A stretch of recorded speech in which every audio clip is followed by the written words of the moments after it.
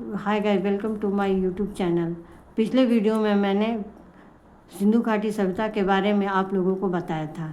इस वीडियो में मैं वैदिक सभ्यता के बारे में बताने जा रही हूँ। वेद। भारत में वैदिक आर्यों की सभ्यता के अध्ययन के लिए वेद सबसे प्रामाणिक ग्रंथ है। वेद 4 हैं: ऋग्वेद, यजुर्वेद, सामवेद, अथर्ववेद। समय समय पर आर्यों ने अपने उच्छ्वासों को ऋचाओं के रूप में प्रकट किया करते थे। भारत में ही ऋचाओं का संकलन हुआ। ऋग्वेद में ही इन ऋचाओं का सर्वप्रथम संकलन हुआ। ऋग्वेद में समस्त सूक्त 10 मंडलों में संकलित हैं। सूक्तों के रचयिताओं में गुत्समद, विश्वामित्र, वामदेव, अत्रि, भारद्वाज और वशिष्ठ विशेष रूप से उल्लेखनीय है। ये सब ऋषि लोग थे और ये लोगों ने ही वेद की ऋचाओं को लिखने में मदद की थी। स्त्रियों में लोपामुद्रा, घोषा, शची, टॉलेमी और कांछावृत्ति है। ऋग्वेद में कुल 1028 सूक्त है, जिसमें 1017 है और प्लस 11 बालखिल सूक्त है। यजुर्वेद दूसरा वेद है, यजुर्वेद है, जो ऋग्वेद के बाद स्थान आता है।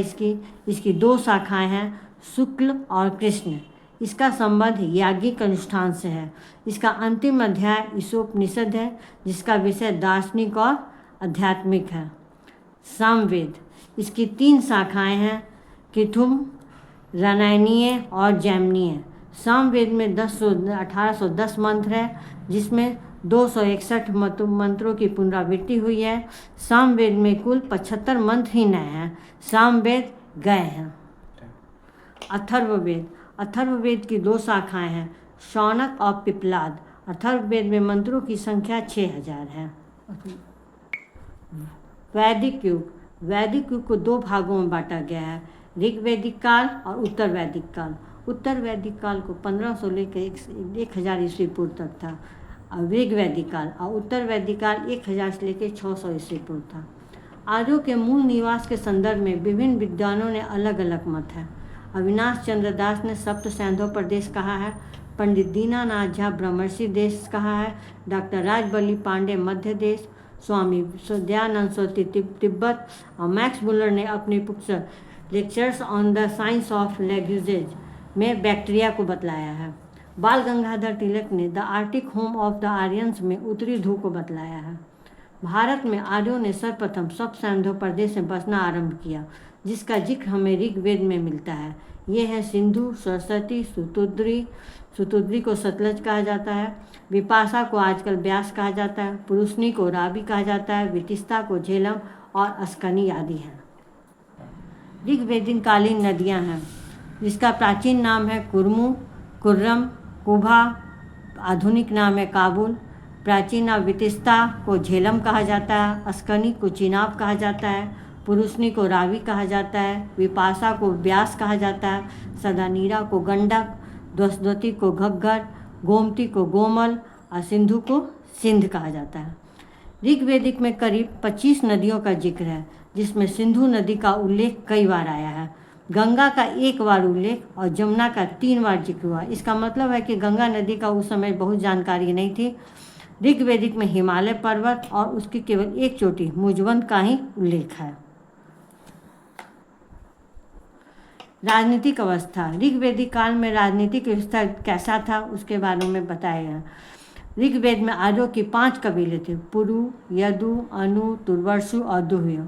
भरत, कृवि और त्रिस्य आर्य शासक वंश के थे। भरत कुल के नाम पर ही हमारे देश का नाम भारतवर्ष पड़ा।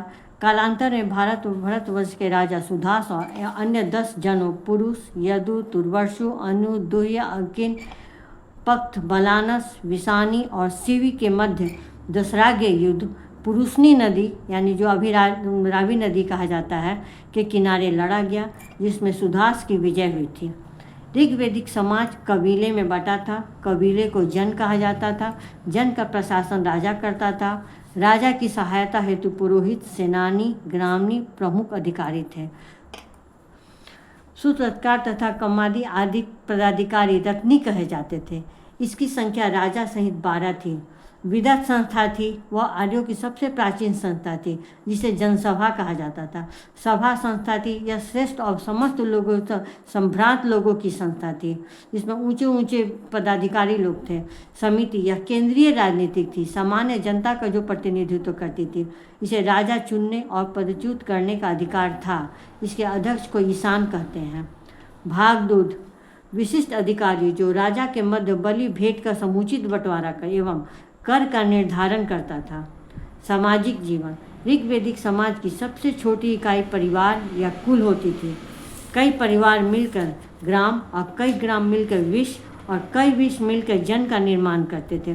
ऋग्वैदिक में जन 275 बार और विश्व 170 बार आया है। ऋग्वैदिक समाज पितृसत्तात्मक था। पिता ही परिवार की मुखिया हुआ करता था। पुत्र की कामना की जाती थी और परिवार संयुक्त था। सिंधु सभ्यता में ग्रामीण नागरीय सभ्यता थी, लेकिन ऋग्वैदिक कालीन सभ्यता है वो ग्रामीण सभ्यता थी। ऋग्वैदिक काल में वर्ण व्यवस्था के चिन्ह दिखाई देते हैं। ऋग्वेद के 10वें मंडल में पुरुष सूक्त में चातुर्वर्णों का उल्लेख है। ऋग्वैदिक काल में स्त्रियों की स्थिति सम्मानजनक थी। वे अपने पति के साथ यज्ञ कार्यों में सम्मिलित होती थी। पर्दा प्रथा नहीं था। स्त्रियां शिक्षा ग्रहण करती थी। ऋग्वेद में घोषा, लोपा, मुद्रा, अपाला और विश्वरा जैसी विदुषी स्त्रियों का जिक्र है। शिक्षा गुरुकुल पद्धति पर आधारित था। विवाह नहीं होने की स्थिति में पुत्री पिता के घर रहती थी। वह पिता की संपत्ति की हिस्सेदार होती थी। बाल विवाह और बहुविवाह का प्रचलन नहीं था। विधवा विवाह, पुनः विवाह, अंतर्जातीय विवाह का उल्लेख है। दहेज का प्रचलन था। सती प्रथा और पर्दा प्रथा का प्रचलन नहीं था। समाज में नियोग और पर्दा प्रथा का प्रचलन नहीं था। ऋग्वैदिक कालीन लोगों का मुख्य भोजन अन्न, फल, दूध, दही, घी एवं मांस था। वे अब धान्य, उड़द और मूंग का प्रयोग करते थे। पेय पदार्थों में सोम रस का वे पान करते थे। भेड़, बकरी, बैल का मांस खाते थे। गाय को अघन्या मतलब उसको न मारने योग्य माना गया है। ऋग्वैदिक लोग छोम, ऊन और मिट से निर्मित वस्त्र पहनते थे। 3 प्रकार के वस्त्र धारण करते थे। वास, शरीर पर धारण करने वाला मुख्य वस्त्र, अधिवास और उष्णीय पगड़ी। समूल्य ऊनी वस्त्र को और पेशस कढ़े हुए वस्त्र को कहा जाता था। आभूषणों में निष्क, कुरीर और कर्ण शोभन का उल्लेख है। आभूषण स्त्री और पुरुष दोनों धारण करते थे। मनोरंजन का मुख्य साधन संगीत था। इसके बाद रथदौड़, घुड़दौड़ एवं कीड़ा आखेट को महत्व दिया जाता था। जुए का प्रचलन था। Thank you for my watching video. मिलते हैं नेक्स्ट वीडियो में।